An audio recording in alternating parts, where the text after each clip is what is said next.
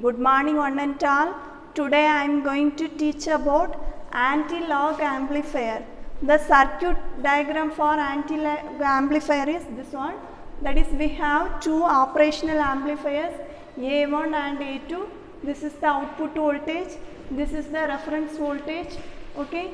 So this is the input voltage and the resistance R2, R1, R1, here the feedback transistor. In the feedback path the transistor is connected.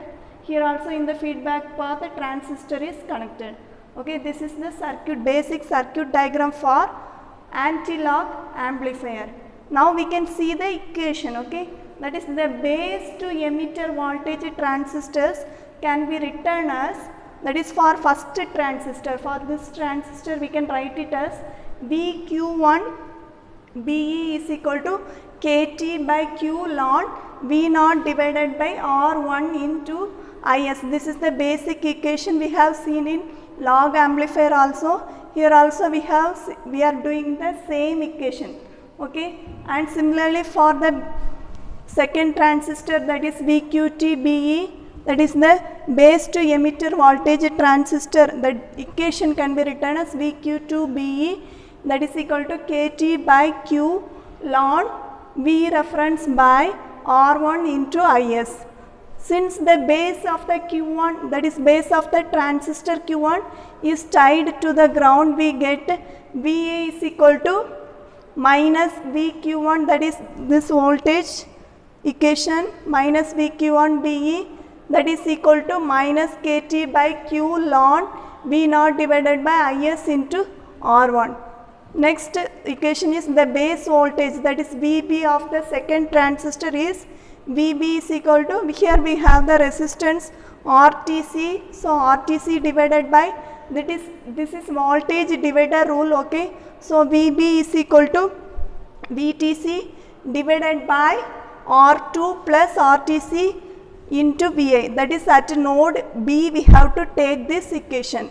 Okay, next for the second transistor we have VQ2 BE is equal to VB plus VQ2 into EB, that is, but the emitter voltage of Q2 transistor is VA, so VA is equal to VQ2 into E.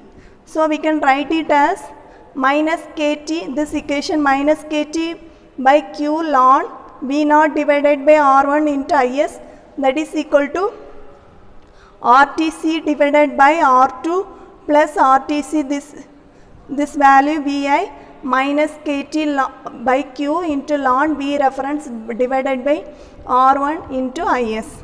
Next, by simplifying we get minus Q divided by KT into RTC divided by R2 plus RTC into VA, that gives the value of ln into V0 divided by V reference, because in both sides this KT by Q and KT by Q will get cancelled, so you will get this equation.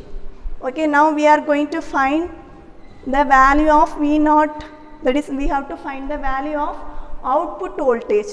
Here in this equation it is natural ln, so in order to get the log to the base 10 we have to multiply by the value 0.4343. So we are multiplying the value 0.4343 into this value. So you will get 0.43 into 43 into ln V0 divided by V reference. So you will get minus KVI into KVI in the is equal to, when you are multiplying you will get log 10. Okay, log 10, log base to the value, base 10 to the value V0 divided by V reference.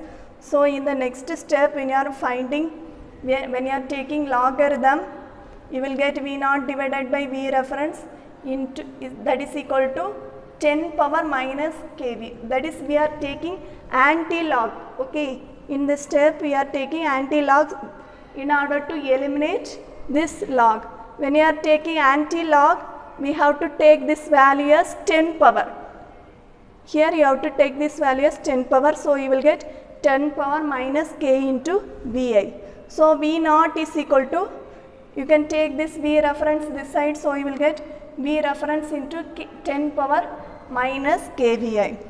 Okay, so we have found the value of output voltage in respect to the reference voltage with anti-log function. Okay, so an increase of input by 1 volt causes the output to decreases by decade. So okay, an increase of input by 1 volt causes the output to decrease by a decade. So we have today seen about anti-log amplifier.